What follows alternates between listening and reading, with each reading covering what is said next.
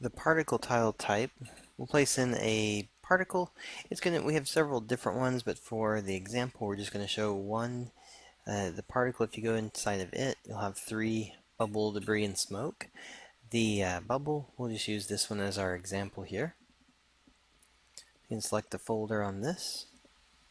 And if you click on the bubble and go down on the tile types here, and we'll just go down to our particle.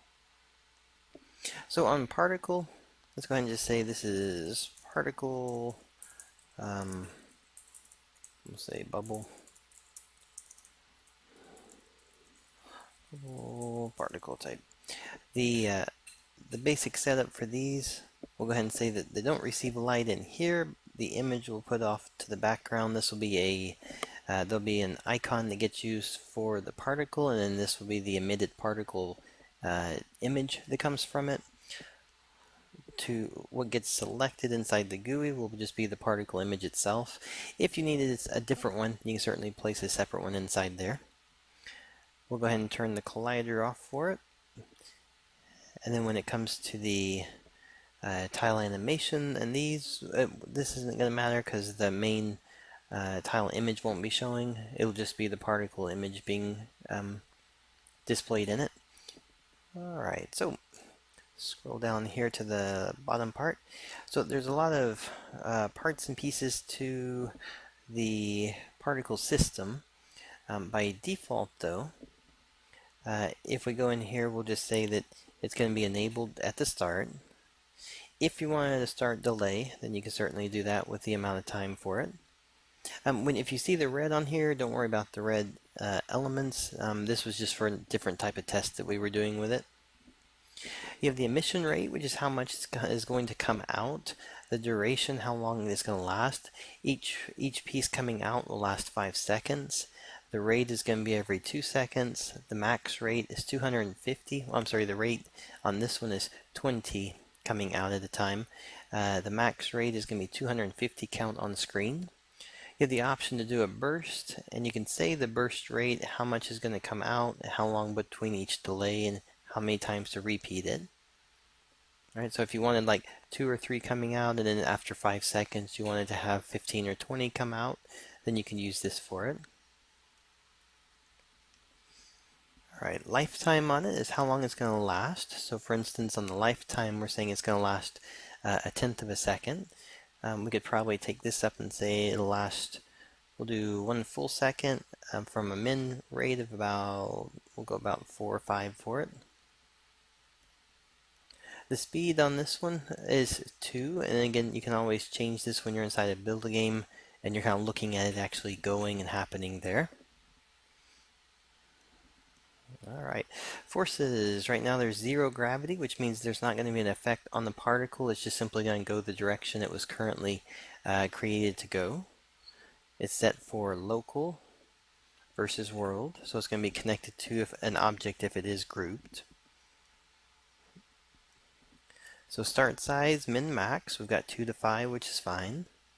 So if you notice, I'm just kind of going through these just so you can see them, but the basic setup, the default is almost right for all the parts and pieces here.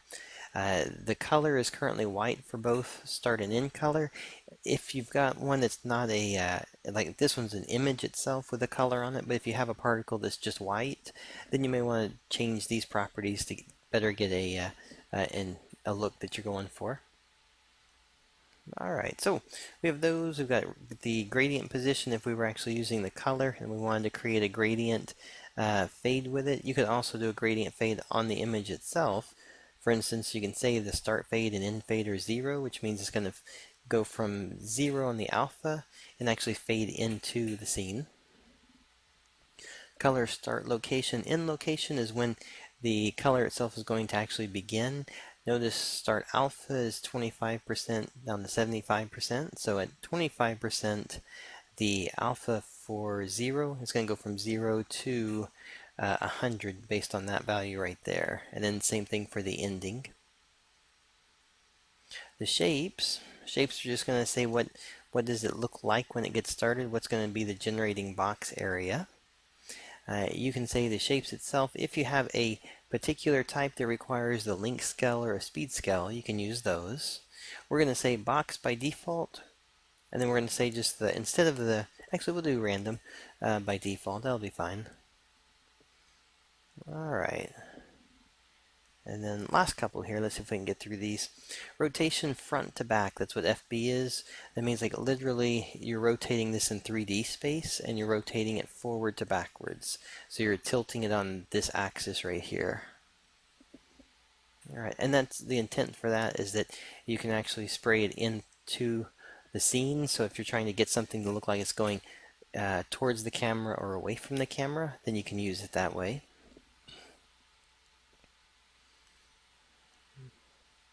And we have the rotate.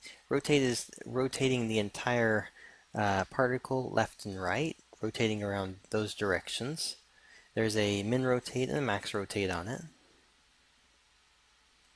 Alright, and those are going to be the particle pieces as they come out.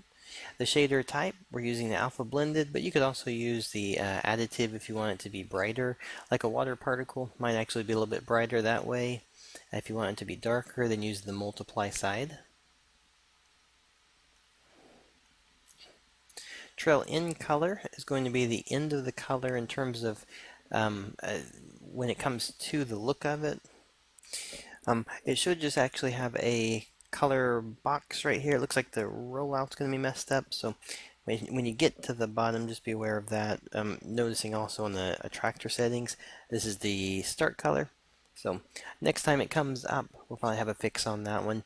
But just note that you have a start color and an end color. They should both look like this. And then you'll also have an option for collision. This would actually be the collider rollout. And you can enable it and actually say if you want it to actually hit a surface.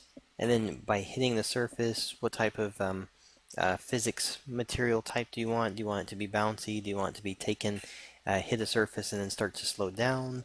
And then how long does it last? So this would be the collision. If you click on this one, you still see that. Just know that this is the collision option for it. Alright, and then next time, probably next time you see the recording or a new build, it'll have a fix in there for it.